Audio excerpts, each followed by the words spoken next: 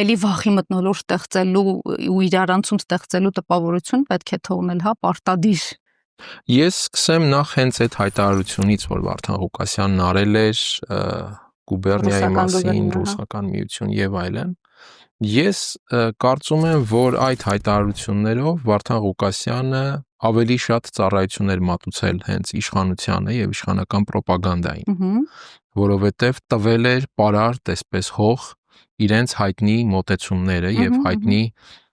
տեխնոլոգիական այդ շեշտադրումները ավելի ակտիվ իրականացնելու համար։ Ես չգիտեմ, թե ինչու էր նա որոշել խոսել այդ թեմաներով։ Իհարկե, այստեղ կասկած չկա, որ երբ որևէ համայնքապետ այդպիսի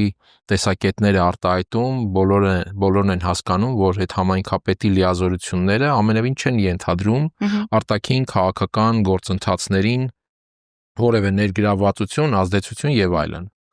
Եվ պարզապես կարծիք է արտահայտվել, ունենալով բացարձակ ոչ մի լիազորություն արտաքին քաղաքականության ոլորտում։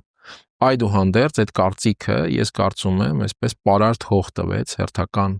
այսպես լիցքերը հաղորդեց իշխանական ռոպագանդային, որևէ այլ